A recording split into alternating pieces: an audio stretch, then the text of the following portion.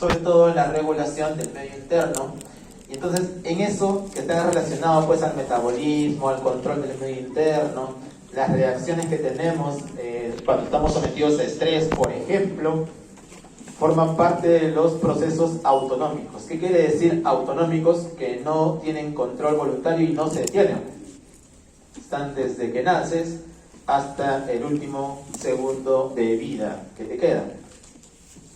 Muy bien, entonces trabaja de manera independiente. Así estemos despiertos, así estemos dormidos, en coma, en estupor, como quieras verlo, igual se siguen realizando estas funciones, ¿no? Muy bien, el sistema nervioso autonómico va a estar subdividido. Tenemos, ¿no?, el simpático, la fracción simpática, parasimpática, ¿no?, y el sistema nervioso entérico. En general, vamos a hablar de algunas generalidades de la organización de todo este sistema.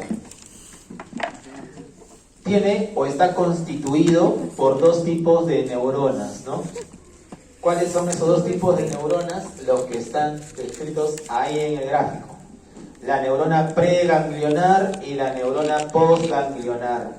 ¿Por qué se denominan así? Porque esta sinapsis se denomina ganglio autonómico.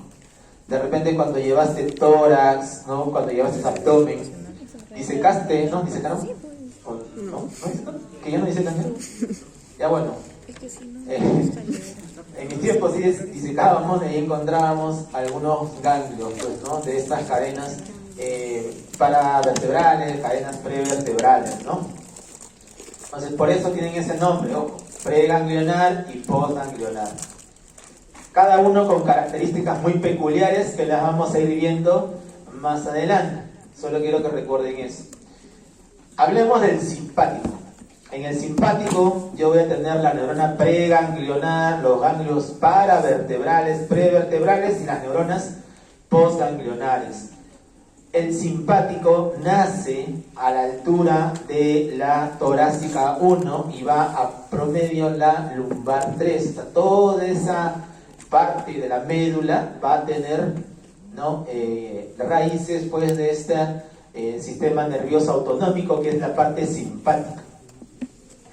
Ahora, ¿dónde se llevan a cabo la sinapsis? En estas estructuras que vendrían a ser los ganglios paravertebrales. Ojo, y algo también muy importante, ¿se acuerdan que hace rato vimos que por atrás ingresa ¿qué cosa? La neurona sensitiva y por adelante la parte motora. Pero aquí también vamos a ver nosotros que existe pues estas estructuras que van a llevar la información, ¿qué cosa? Información parasimpática, información simpática, ¿no?, que va a formar parte del nervio. Y por ejemplo acá tenemos dos ramos, ¿no? Seguro que también en algún momento en anatomía han visto, ¿no?, el ramo comunicante gris y el ramo comunicante blanco, ¿no? Cada uno con una característica. Por el gris están saliendo ¿qué cosa? Las eferencias, no son las salidas, ¿ya?, del sistema nervioso autonómico. Ahí tenemos otra cosa importante, miren aquí, esta estructura, ¿cómo se denomina? El asta intermedio lateral, ojo, el asta intermedio lateral, que es justo donde nacen ¿quién? Las neuronas simpáticas, ¿ya? Ahí están las neuronas simpáticas. Si ustedes siguen el rojito, ¿hasta dónde llegan estas neuronas simpáticas? Hasta los ganglios. Y ahí hacen sinapsis ¿con quién? Con la neurona postganglionar, que está en moradito, ¿ya? Se más o menos para que tengan en cuenta cómo está dividido toda esta anatomía, ¿no? Aquí algunos ganglios que de repente también has escuchado, ¿no? ¿Te acuerdas del ganglio celíaco? ¿Sí? ¿Te acuerdas? Ganglio celíaco, abdomen, ¿sí? ¿Te acuerdas, por ejemplo, del ganglio mesentérico superior? Por ejemplo, los aórticos renales, por ejemplo, el mesentérico inferior. Todos esos grupos ganglionares están dentro de los prevertebrales, ¿ya? No confundir paravertebrales con prevertebrales. El parasimpático, muy distinto al simpático, ¿dónde nace? En la sacra 2 a la sacra 4, ¿sí? Y también ¿dónde? En el tronco encefálico. O sea, tiene dos lugares donde vamos a encontrar neuronas, ¿no?, de este sistema. ¿Y cuáles son los pares craneales relacionados con la inervación parasimpática? Ahí están. El tercero, el séptimo, el noveno y el décimo, ¿sí? Son los que llevan información parasimpática. Vamos a ver también, por ejemplo, ahí, ¿no? Ahí están. El oculomotor, ¿cuál es? ¿De dónde sale la información parasimpática? Del núcleo de Edinger-Westphal, que controla ¿qué cosa? El reflejo fotomotor. Seguro que en algún momento has visto cómo se ponen tus ojos en el cine, ¿has visto? ¿Nunca has visto a nadie a los ojos en el cine? ¿Nunca? ¿No has tenido infancia? ¿No? Claro, están midriáticos, pues no están midriáticos, muy distinto cuando hay mucha luz, ¿no? ¿Cómo están cuando hay mucha luz? Mióticos, pues, ¿no? Todo eso está relacionado, sobre todo la miosis con el núcleo de Edinger-Westphal. Tenemos, por ejemplo, el nervio facial, ¿no?, relacionado con el núcleo salival superior, el glosofaringio con el núcleo salival inferior, y el nervio vago con el motor dorsal del vago, ¿sí? Y también relacionado con el ambiguo, ¿ya? Estos son los pares craneales con sus núcleos que llevan información parasimpática. Pero eso es a nivel del tronco, ¿no? A nivel del tronco encefálico, o sea, relacionado con los pares craneales. Pero también hay información parasimpática que nace de sacra 2 a la sacra 4. Por ejemplo, ¿quién crees que te hace orinar? ¿El simpático o el parasimpático? ¿Quién crees que contrae en parte a todas estas estructuras? Cuando tú ya dices, relajas tu esfínter, ¿no? Y estás ahí esperando que orines. Pregunta, ¿quién hace eso? Exacto, el parasimpático. Muy contrario al que hace, por ejemplo, que tú aguantes, ¿no? Imagínate que estás en el examen de fisio, ¿no? Estás en la recuperación todavía, ¿no? Ya pasó, quedan 15 minutos y te faltan como 20 preguntas y estás con ganas de orinar. Pregunta, ¿te vas al baño? No, ¿sí o no? ¿Qué haces? Aguanta, ¿no? Son 15 minutos porque cada segundo cuenta, ¿no? Para marcar, para la chamba científica, todo cuenta. ¿Sí? Pregunta entonces, ¿quién está relacionado con la relajación y más bien con el control ahí del esfínter? El simpático, ¿ya? Pero el parasimpático va a llevar sus fibras justo de aquí, sacra 2, sacra 4, a los músculos pues de la vejiga, sobre todo al detrusor y también a los músculos del esfínter, ¿no? El esfínter involuntario, ¿sí? Porque el voluntario tiene otro control, ¿no? El voluntario está arriba. El voluntario tú lo controlas, ¿no? Justo ese núcleo del control voluntario de la micción está en el lobulillo cuadrangular, pues sale de arriba. Por eso que tú puedes controlar pues la micción, ¿sí? Muy bien. Ahora, existen pues algunos reflejos relacionados también con el control visceral.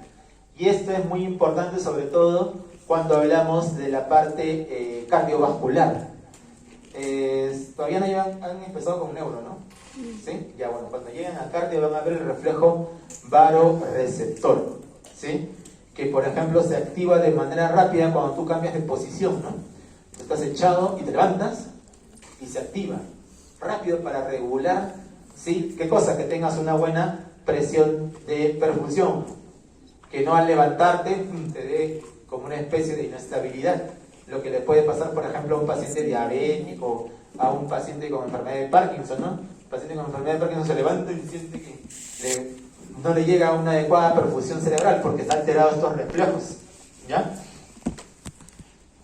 Ahora, ambos sistemas trabajan pues de alguna forma en el equilibrio, ¿no?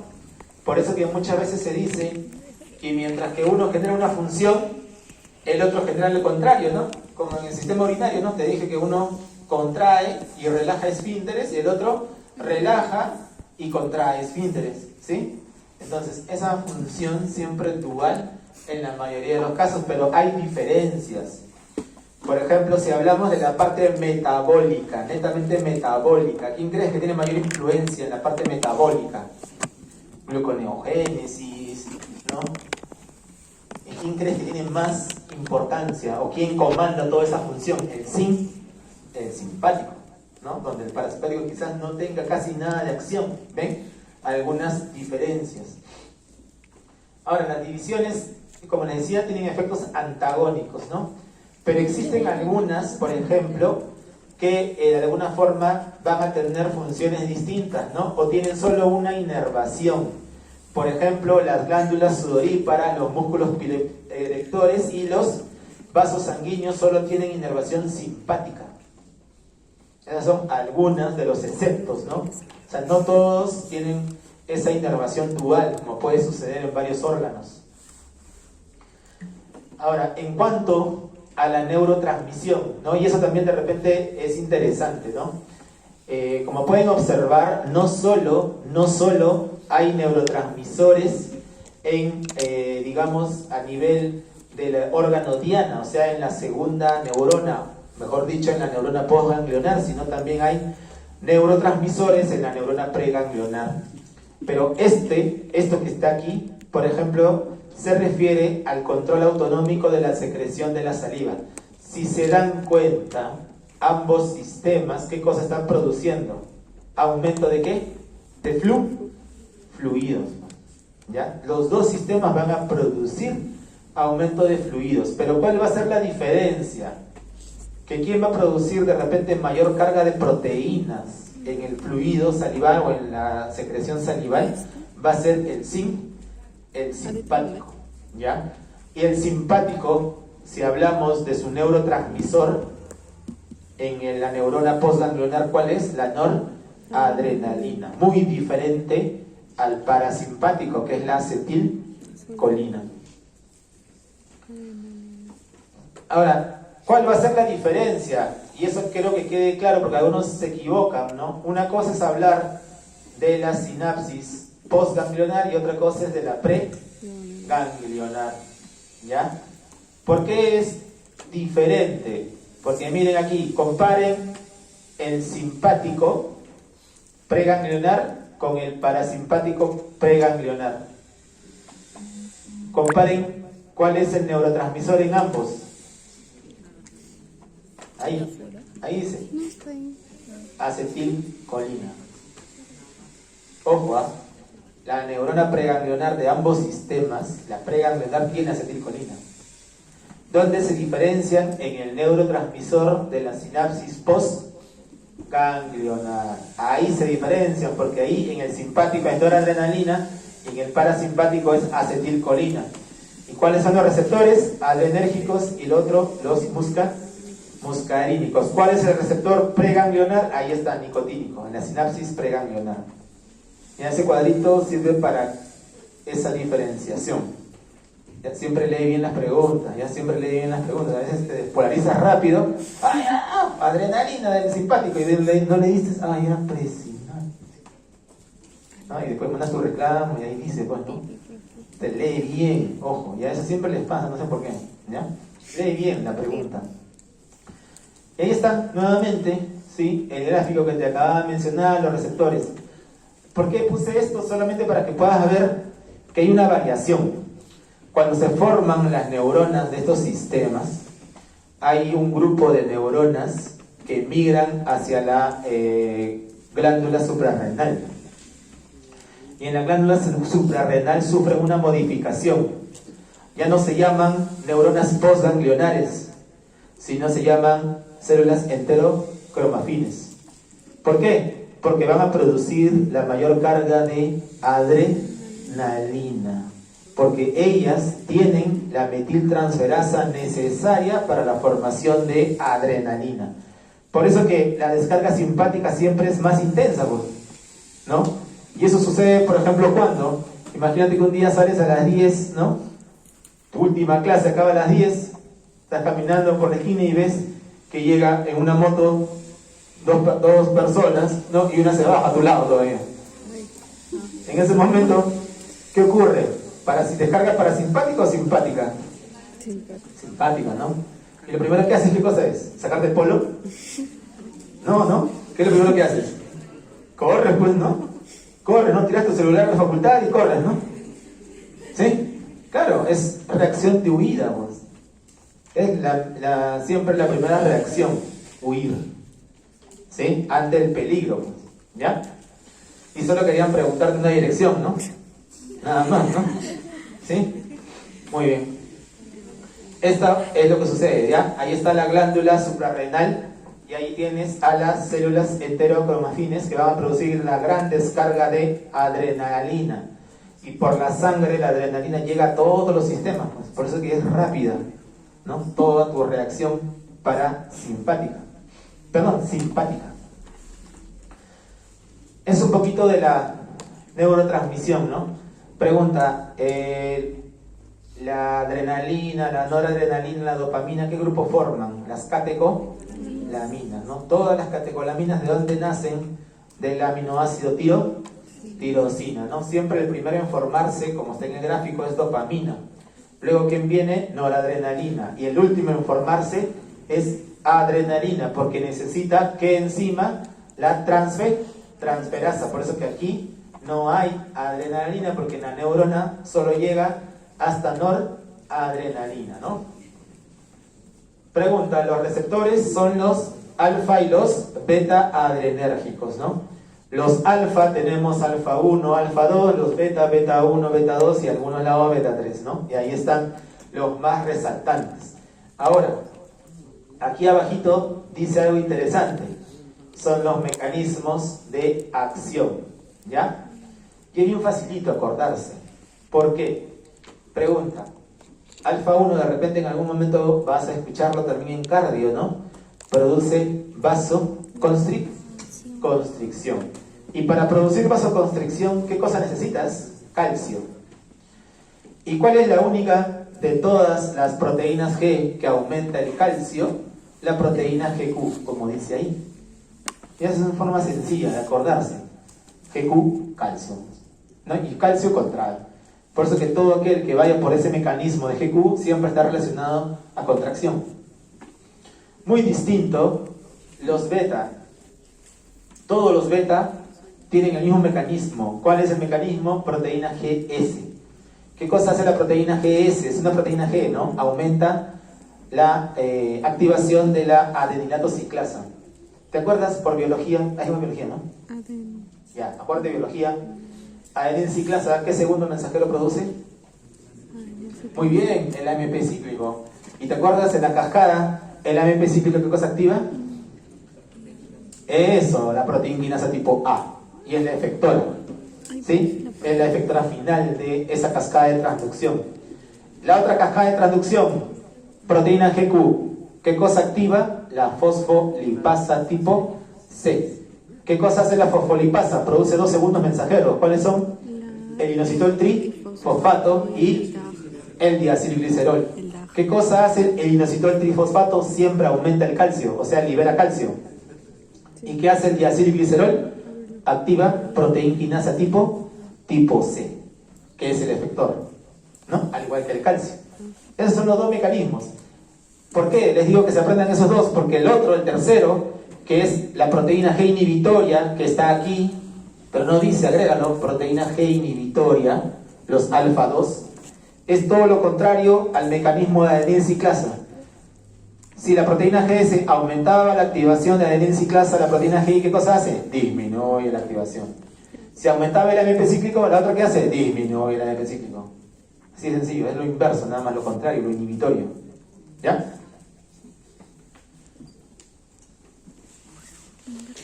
Ahí tenemos, bueno, esta es una sinapsis, ¿no? Donde pueden observar los otros mecanismos. Ahí está, mira, GQ, lo que te decía, ¿ves? GQ, fosfolipasa C, inositol trifosfato, y el inositol trifosfato libera calcio, ¿ves? ¿Ya? Eso para que más o menos lo tengas ahí, cómo es la activación. Esto es la formación del otro neurotransmisor importante, la acetilcolina. Para formar acetilcolina, ¿qué necesitas? Acetil-CoA. ¿Quién te da acetil-CoA? Eso, la mitocondria, ¿no? Pero no solo necesitas acetil-CoA, ¿qué más necesitas? Colina, pues la fusión de los dos te produce acetilcolina. Muy bien. La acetilcolina se produce por una transferasa y se introduce en la vesícula. Ojo, los neurotransmisores, la mayoría se produce en el botón sináptico y se interiorizan en las vesículas, como están viendo ahí. Luego se produce pues la exocitosis. Ya sabes que para la neuroexocitosis, ¿qué necesitas? Para la neuroexocitosis, ¿qué necesitas? Calcio. Ojo, sin calcio no hay neuroexocitosis. Si no, ven el gráfico ahí, ven cómo ingresa calcio, ¿no lo ves? Ahí está, pues. Ingresa calcio, necesario para la neuroexocitosis, necesario. En la clase 1 por ahí mencionaba, ¿no? ¿Cuál es el complejo que se forma para la neuroexocitosis?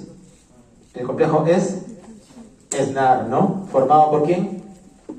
Sinaptobrevina, sintaxina y 2-SNAP25. Si hay algo que aprender es aprender de eso, ¿ya? ¿Sí? Y ahí está el mecanismo de transducción de la señal. Miren, ya se secreta el neurotransmisor y acá tienes el receptor. El receptor es muscarínico. Los receptores muscarínicos también tienen una transducción mediado por proteína G.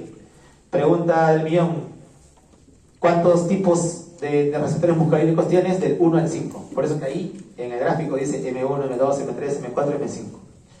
Todos los pares, o sea, todos los números pares van por proteína G inhibitoria. Todos los números impares van por proteína GQ, ¿ya? Así como está ahí. Muy bien.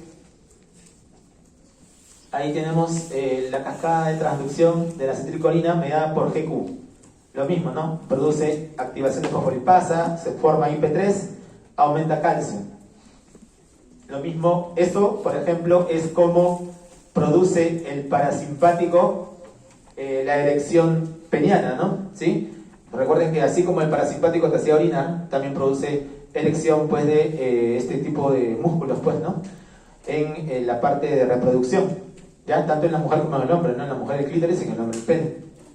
¿Pero por qué? ¿Por qué pasa eso?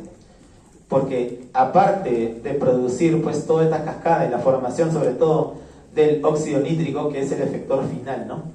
El óxido nítrico va a causar, pues, todo este fenómeno de dilatación, ¿ya? Ahora, han visto que, por ejemplo, en el simpático teníamos noradrenalina, en el parasimpático acetilcolina, pero ojo, no es tan simple. ¿Por qué? Porque muchas neuronas tienen más transmisores. Pueden ser neurotransmisores o pueden ser neuropéptidos, ¿sí? Y, por ejemplo, aquí hay algunos que pueden estar acompañados. Los que sí te sugiero, que no te vas a aprender toda la lista, pues no, pero te sugiero solo que recuerdes que siempre que exista acetilcolina, ¿ya? ¿Quién lo puede acompañar muchas veces? O sea, digamos, se puede secretar junto con él, ¿no? Sustancia P, muchas veces están ahí juntitos. Y por ejemplo, cuando veas noradrenalina, por ahí va a estar de repente el neuropéptido Y, también en mínima cantidad, pero por ahí está metido, ¿ya? Si hay asociaciones que recordar, al menos recuerda esas asociaciones. Y ahí están todos los receptores, ¿no? Con las proteínas de transducción de la señal, ¿ya? Si no apuntaste bien, ahí está, ¿ya? Ahí está el mecanismo, la enzima, los segundos mensajeros que produce, ¿ya? Y hay algo de YAP ahí que no te va a servir ahorita, pero te va a servir en fármaco. Pero lo que quiero que aprendas es lo que está aquí. Esas tres últimas rayas, porque ahí están los segundos mensajeros y las enzimas, ¿ya? Y este cuadrito, para que no te resientas sacado de tu Gaiton, ¿sí? Están pues todas las funciones que van a, de alguna forma, regular. Pues si hablamos de todo eso, nos vamos a demorar toda una vida, ¿no? Así que vamos a coger algunos para verlos, ¿no? Sobre todo los más importantes. Uno de ellos es la regulación, pues, de la entrada de luz a la cavidad ocular. Hace rato dijiste, ¿no? Que cuando estás en el cine, cuando no hay luz, ¿cómo están tus pupilas? Midriáticas, ¿no? Y cuando hay demasiada luz, tus pupilas están mióticas. Esto está regulado por el simpático y por el parasimpático, ojo. La pregunta es, ¿por qué generas midriasis? O sea, ¿por qué aumenta el diámetro de tu pupila? Ojo, lo mejor es, o sea, a veces crea confusión cuando uno dice contracción pupilar, dilatación pupilar. Eso genera confusión. No lo llames de esa manera, así lo leas. En los textos lo dicen así, ya dicen así. Contracción de la pupila, dilatación de la pupila. La pregunta es, ¿la pupila es un músculo? ¿Qué cosa es la pupila? La pupila es un espacio. Y por lo tanto solamente puede aumentar su área o disminuir, ¿no? Aumentar su diámetro o disminuir su diámetro, pero no se contrae ni se dilata. Eso solo es propiedad del músculo. Por eso mejor es decir, aumento del diámetro pupilar, que es midriasis, y disminución del diámetro pupilar, que es miosis. Pero ambos mecanismos se producen por contracción, ojo. En ambos hay contracción, solo que la contracción de diferentes grupos musculares. Cuando generas midriasis, se contrae el músculo radial del iris. Cuando produces miosis, se contrae el circular del iris. Y es bien fácil aprenderlo, ¿no? Solamente pon tu mano así. Estas fibras, ¿qué serán? ¿Radiales o circulares? Circulares, ¿sí o no? Y si se contraen las circulares, ¿qué pasa el huequito? ¿Qué pasa el diámetro de la pupila? Disminuye. Ya pues, eso es miosis, por contracción de las fibras circulares. Por ende, la contracción de las fibras radiales producirá lo contrario, pues. Midriasis, porque es más o menos así, ¿no? Están así. Así. El centro es la pupila. Entonces, si se contraen, ¿qué pasa al centro? Se amplía, pues, ¿no? Eso es lo que sucede. Los dos fenómenos son contracción muscular, solo que de diferente tipo de fibra, ¿ya? Eso es por hablar de uno, ¿no? ¿Y qué receptores estarían metidos? A ver. Si el simpático, que es midriasis, es contracción de una fibra muscular, la pregunta es, ¿qué receptor está metido ahí? Alfa 1, alfa 2, beta 1, beta 2, beta 3. ¿Cuál queremos? ¿Cuál era el único que producía contracción de los? Eso, pues, qué sencillo, alfa 1. Y pregunta, si estamos en el parasimpático, que produce miosis por contracción del músculo circular del iris, ¿cuál estaría metido ahí? De los los pares o los impares. El impar, pero ¿cuál de los impares? Hay tres, ¿no? El 1, el 3 y el 5. ¿Cuál de los impares? El del medio, pues. No hay pierde, ¿no? El 3. ¿Sí? Entonces ahí está metido, ¿no? También hay un poquito el 1, pero está más metido el otro, ¿no? Muy bien. Entonces, eso es lo que más o menos está graficado aquí, ¿ya? Ahora, existen también otros, ¿no? Por ejemplo, a nivel del corazón. En el corazón, ¿qué encuentran? Los beta. Por eso le llaman cardioselectivos, ¿no? Y ahí están todos los beta 1. Acuérdate de eso, los beta 1 están metidos en el corazón, ¿ya? Y ahí están, ¿no? Por eso que acá ves corazón y están todos los beta, ¿ya? Las arteriolas. En las arteriolas, pregunta, si las arteriolas se contraen, ¿qué parte o qué receptor adrenérgico estará metido ahí? Alfa 1, pues alfa 1. ¿Ya? Ahí pone el numerito porque no sé por qué no lo he puesto el guide en el numerito. Pues alfa 1, pues. Alfa 1. Y si relaja, 2.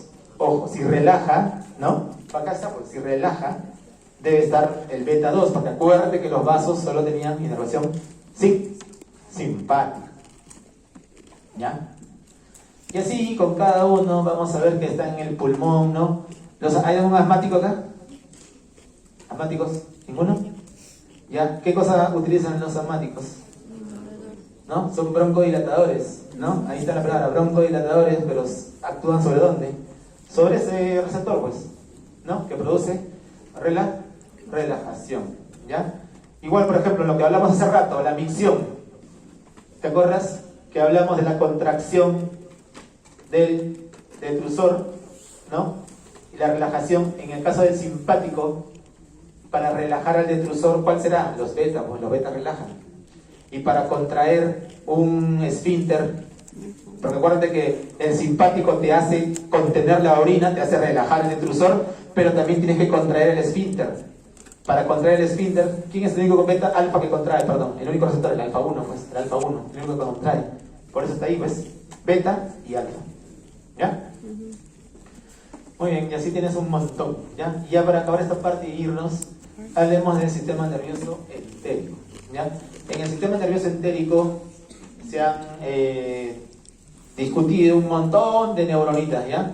Pero lo básico, y lo que está en todos los textos, es que existen dos plexos importantes. El plexo submucoso de Meissner y el plexo mientérico. Eso, ¿no? Son los más destacables. Pero ojo, no son los únicos. Existen más. Miren, ahí les he puesto un gráfico para que se den cuenta que lo que aprendemos a veces es lo mínimo, pero esto es más complejo, ¿ya? Ya se ha estudiado que existen innumerables cantidades de plexos, ¿sí? Algunos con nombre propio, otros no, pero los más importantes que estudiamos son el Auerbach y el de Meissner, ¿ya? Pero también existen células marcapaso, ¿no? Que de alguna forma le dan cierto tono a la contractilidad gastrointestinal. No piensas que cuando no se contrae tu aparato digestivo está todo laxo, ¿no? O acaso se te cae por acá, no, no, o sea, hay un tono basal. Ese tono basal lo da la célula marcapaso, ¿no? ¿Cuáles son las células marcapaso? Ahí está la célula intersticial de Cajal. Y esta célula tiene un nombre bien grande, ¿no? Que son las células parecidas a los fibroblastos, que van a tener receptores para factor de crecimiento derivado de las plaquetas, ¿ya? Pero de acá no te olvides de la célula intersticial de Cajal, ¿ya? Porque la vamos a encontrar en la curvatura mayor, pues, del estómago, ¿no? Y es la célula marcapaso importante, ¿sí? Pero este sistema también de alguna forma va a tener un control del sistema autonómico, va a haber una influencia, o sea, es independiente hasta cierto grado, pero también hay una relación con el sistema autonómico. Se dice que las neuronas que forman el sistema nervioso entérico son casi en número, ¿no?, muy similares a las que tenemos en el sistema nervioso central, ¿no? Es un montón, ¿ya? Es por eso que hasta se ha descrito aprendizaje en el sistema nervioso entérico. No sé si alguna vez de repente has tenido un familiar que ha vivido aquí en Perú, pero se ha ido, no sé, 5, 4 años, 10 años al exterior y viene, ¿no? Y prueba una comida, pues de repente hecha en casa con todos los cuidados posibles y por haber, pero hace diarrea.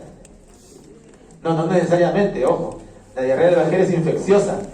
Es cuando te metes tu sanguchón ahí en la tía veneno con todas las cremas, ¿no? Y ahí se sale pues tu salmonela, ¿no? Una cosa se mete por ahí, te da diarrea, pues.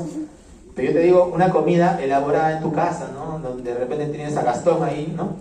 Y te hace una comida especial, pero alguien que ya se fue del país y no ha probado tiempo esta comida, es porque ha perdido el aprendizaje, pues, ¿a qué? A la digestión, a la absorción de ciertas cosas que acá tenemos, ¿no? Y es por eso que el sistema como que se altera y hace, no lo absorbe, pues lo bota, ¿ya? Eso es parte del aprendizaje.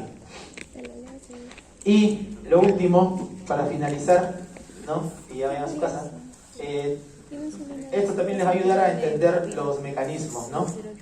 En el sistema nervioso entérico, ¿quién crees que produce contracción del músculo liso gastrointestinal? ¿Acetilcolina o adrenalina? Eso, es la acetilcolina la que produce contracción. Entonces, aquí, todo lo que veas rojito,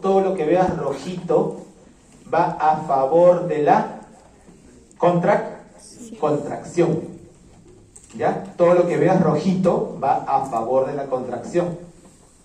Ojo, no te rayes, no quiero que te aprendas eso, solamente quiero que veas cómo es la cascada, pues, porque eso es fisiología molecular, pues, ¿no? En mis tiempos eso casi ni se enseñaba, ¿no? Solo nos decían, la acetilcolina contrae y esto relaja. Pero ya, pues, ya evolucionó, ¿no? Ya se sabe cómo es el mecanismo y ahí está, pues, presentado, ¿no? Y eso que es un artículo antiguo, ¿no? Es un artículo de hace 5 o 6 años, creo. O sea que eso ya debe haber cambiado en algunas cosas, pero es más o menos lo mismo. ¿Por qué? ¿Te das cuenta que está la proteína GQ? ¿No? ¿Te das cuenta que está la fosfolipasa C? El IP3, ¿qué cosa hacía el IP3? ¿Aumentaba? Aumentaba calcio, pues. Y si aumenta el calcio, hay contracción, lo que dice ahí. Aumenta el calcio, contrae.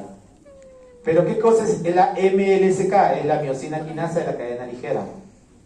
¿Ya? Esa es la MLSK. Por eso que contrae, ¿no? Por eso que va a favor de la contracción.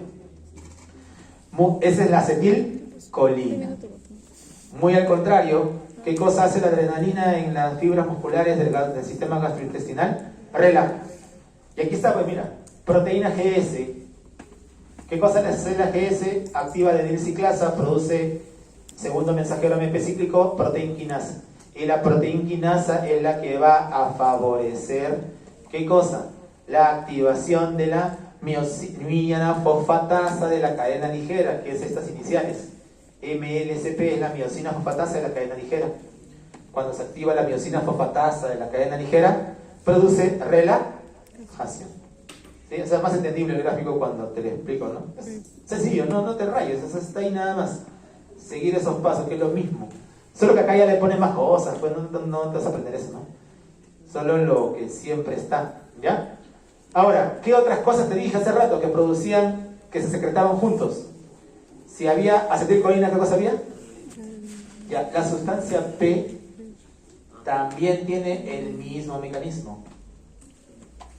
¿Qué cosa te dije que se secretaba junto con adrenalina o noradrenalina?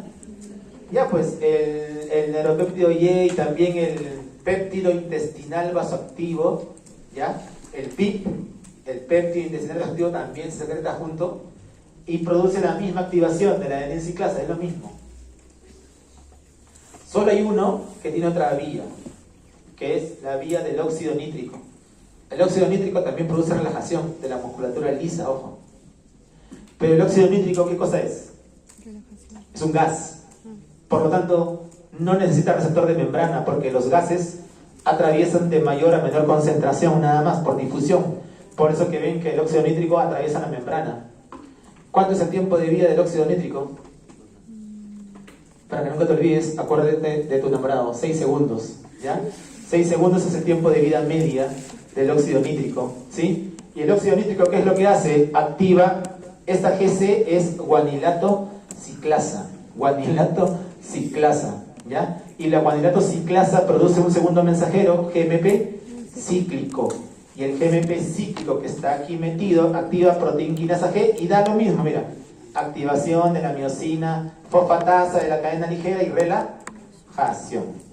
¿Ya? Eso te va a servir más en fármaco, ¿no? Cuando vayas avanzando, vas a ver más moléculas pues que acá. ¿Ya? Eso te lo presento para que lo tengas ahí pues en tu conocimiento. ¿Listo? ¿Preguntas?